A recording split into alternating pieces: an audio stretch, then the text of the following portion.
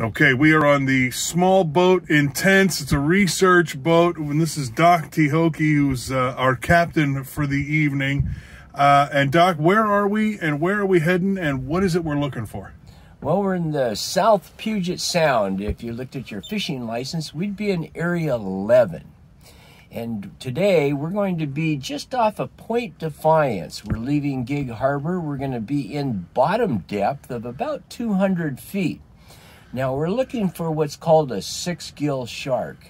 These fish migrate throughout the world in depths over 600 feet. But in Puget Sound, when these six-gill sharks show up, it's more of the playpen, the baby pen for the mothers having their youngs. And so in the Puget Sound, we are now studying the six-gill shark. Excellent. Well, the next step is we'll look forward to seeing your underwater camera hard at work.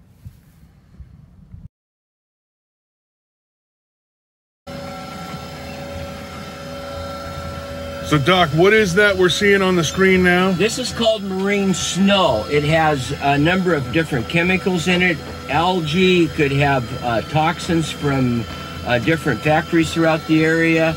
It's caused by the heavy rains that we have, the drains that come in off of Interstate 5 that drain into Puget Sound. A lot of this is heavy metals and from the tires and brakes. And I'm seeing this in Puget Sound heavier and heavier every year. It's concerning to me that as simple as putting a filter system on the end of one of these drain pipes would help eliminate this marine snow. And it's really important that people understand that this is a sensitive ecosystem here. Even though you think it's strong, I gotta watch what I'm doing so I don't fly into the ground. Okay, I got ratfish. We're coming down. There we are. Here's the bottom. Okay, we're gonna start flying this here pretty quick now. Let me get down in here. Okay, I'm gonna get this set up. What we're looking for tonight is the six-gill shark.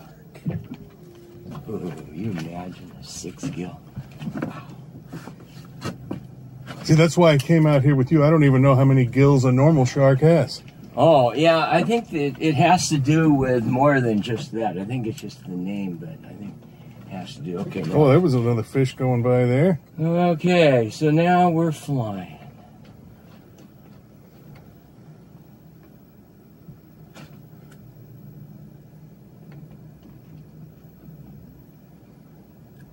And tell me a little bit about the area we're in right now. This is called Point Defiance, where they have the zoo and the big aquariums. And out here is kind of the beginning of South Sound. We're on the south side of Vashon Island. We're facing north in Tacoma here towards Seattle. And right now we're in 157 to 175 foot of bottom depth. And if I look at the depth finder, we are right now sitting in 175 feet of water. All right, now we have some dogfish that we've seen here, a few ratfish. There's a dogfish. I'm gonna bring it up some more.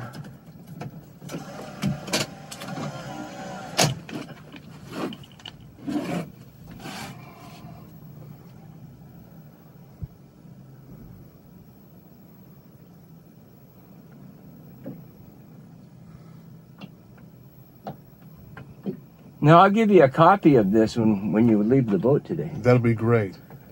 So what about this area makes it good for looking for these six-gill sharks? There's a lot of dogfish in here, and that's one of their main diets, is these little fish that you see, these 3-footers. That's what they like to eat, and that's why they're in here. It's a great food source for them.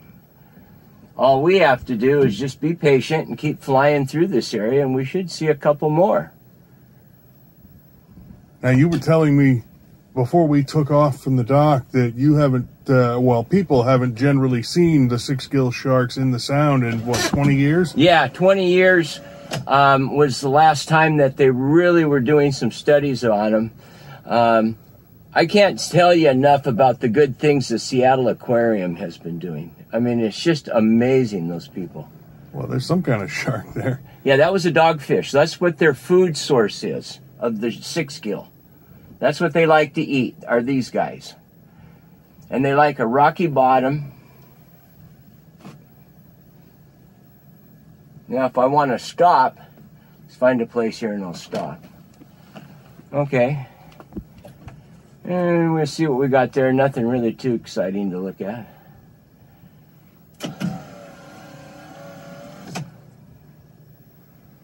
Those fish don't even really seem bothered by it. No, I'm using a cool lighting system that, you see how even the picture is? And this took some time to develop, these filters that we use.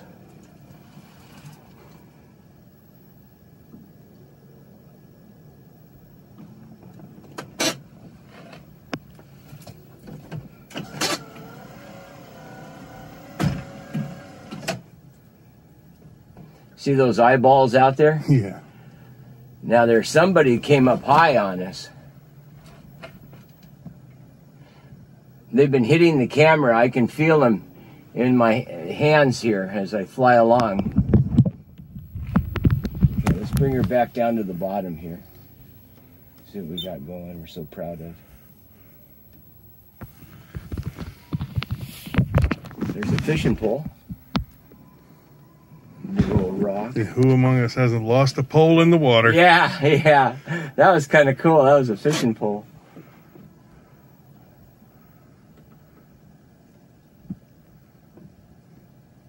And we'll sit down again. Now, I'm not quite sure what these little white rocks, see the whiteness on the rocks? They're worms or some type of critter. And I'm not quite sure what they really are. Let's come up a little ways and see how high up these fish are, these dogfish. Okay, I'm 15 feet off the seafloor right now. And I can fly back down a little bit closer. Oop, I hit a rock. Sure glad I'm not sitting in the pilot seat. Look at that rock. Woo!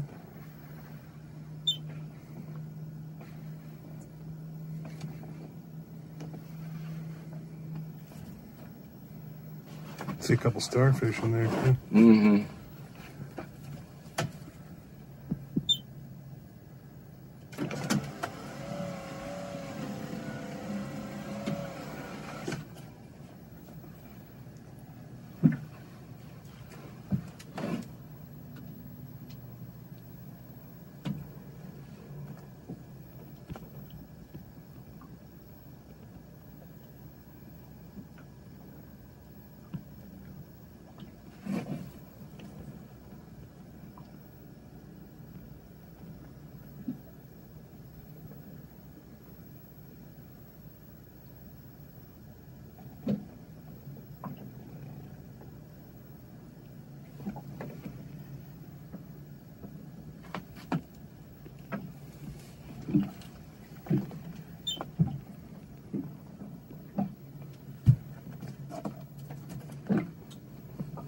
See, I don't quite understand what these white rock stuff is all about.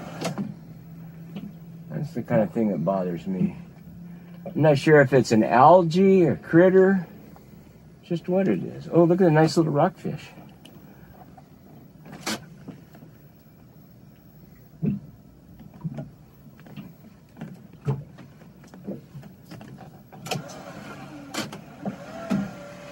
I'll get myself up a little bit here. Okay. Yeah, it's getting to be some kind of rough terrain down there. Yeah, it is a rocky area at times. There's a salmon. Now we're coming up on a ledge. This is where they like it, though. Look at them all. How high are they?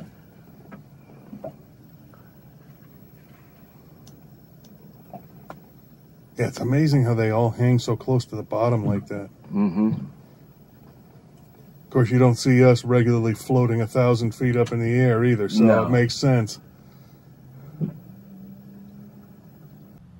Okay, Doc, so we didn't find one tonight. You saw one just in the last couple of days, one of these six-gill sharks. But you were telling me they haven't really been seen much in the Puget Sound in the last couple of decades. What do you think's going on there? Well, first of all, Puget Sound is really important for the public to understand that low oxygen levels. We have a lot of toxins that come in through the outfalls, the drains, just in the detergents alone. Well, this marine snow that's developed, I believe, has caused the fish not to want to be in the South Sound area because of the extreme different toxins in the water. Now, in our diver drone, we use magnets. And these magnets are grabbing the metals out of the water, so later we can send it over to the lab. They can look at it and say, this is caused by the car tires. This is caused by the brakes coming off of I-5, the dust. Puget Sound is a real sensitive ecosystem.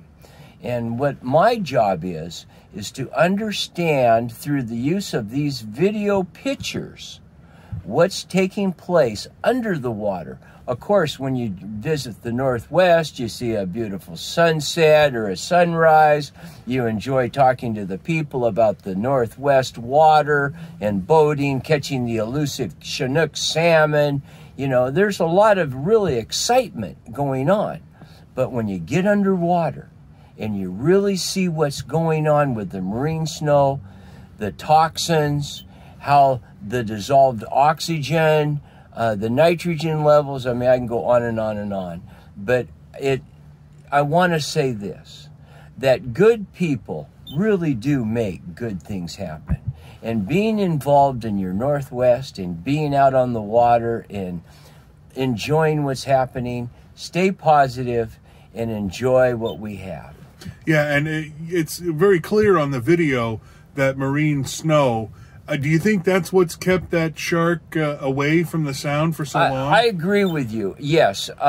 You know, ourselves, remember last summer how we had the heavy smoke from the fires? Well, that made it uncomfortable for everybody. Well, picture what that's like for a fish in 200 feet of water with that marine snow all around getting in their gills. For instance, on the orca whale, now this is really important. The orca, when it exhales, I'm not sure how much pressure comes out of that blowhole, but because of the metals in the water, now this is my opinion of what I've seen, is that it causes an irritation in the blowhole of the orca, the metal in the water. That irritation turns into a rash, that rash turns into a sore, and that ends up taking out the orca whale. Yeah, it's unfortunate. And that's, of course, another one of the creatures of the Puget Sound. And it's all due, right, and it's all due because of the outfalls, the drain systems coming off of Interstate 5, and the different sewer systems, and what we're doing with our sewers, what we're doing with our automotive. We need to put filters on these drains that are moving the toxins into the waters of our Northwest. So, Doc, in addition to concerns about what we're running off into the Sound, whether it's, you know, the brake dust or the tire dust or sewage or whatever else is coming down those drains, oils and all kinds of stuff, what's your concern in terms of the sea floor? The temperature reading. I have, in the diver drone itself, we run temperature. And we start at the surface, we go down about 10 feet, wait for 30 seconds, go down another 10. And when you get into 500, 600, 700 feet, it takes a while to get down. But when you later get into the studio and you look at what's done, you see a tremendous temperature change. When you get into the seafloor, like maybe a meter into the mud, you see a different temperature change. What's concerning me are two factors. One is the lack of rain that we have, and the Fraser River really feeds Puget Sound with a lot of water. It's not there. Another concern that I have with the increased temperature readings of our sound is, let's just say, for instance, that we're going to take a pan and we're going to heat up the water on our stove. In Puget Sound, this is a volcanic activity area. We have Mount St. Helens, we have a bunch of volcanoes that are inactive. However, the ground underneath us, our substrate, is volcanic. Our temperature readings have gone up 3-4 degrees in the last 3 to 5 years. So with our diver drone, I've been flying in the deeper depths, 500, 600, 700, looking for crevices or cracks in our seafloor, and then running the drone in there and taking temperature readings of the seafloor to see if, in fact, is Puget Sound being heated up much like a pan of water on a stove, because the volcanic activity under that's 5 times fast, Bainbridge Island, and off into Hood Canal. And then when I go across over where the old Kingdom used to be and I follow that fault line, temperature readings are up into the 55, 54 degree area when they should be in the low 50s. And so this is a concern that I have, but it takes time. It takes us to get out there with our drone. It takes other agencies to come in and say, hey, yeah, maybe this is something we need to look at.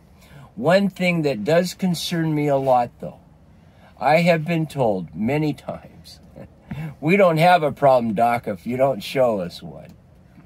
And I would like to see that kind of change. I would like to see the community show support. And I know we've been through a terrible time with the virus and all the different things that are going on, and people losing their homes and their businesses, and with the new administrations taking over and things like this. There's a lot of changes.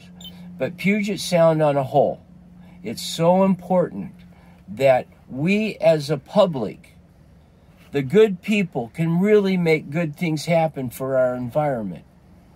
And that's where I'm at. I want to make sure that I'm able to help educate people in a positive way so that they themselves will enjoy what I've enjoyed.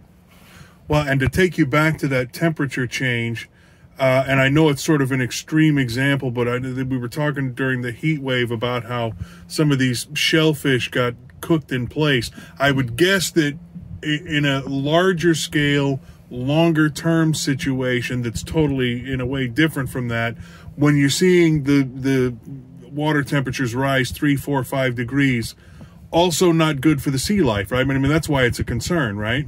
Yes, and that's a good point, yeah, that you brought that up. Hood Canal is one area that I spent a lot of time on working for Norm Dix's organization. And at low tide in Belfair, that's a mud flat. And then you get 100-degree weather on no water in there and the mud gets hot. I was having temperature readings of 87 degrees. And the bacteria level was off the chart. The only critters out there in the bay of Hood Canal off of Belfair were the oysters. They were 1.5 feet long.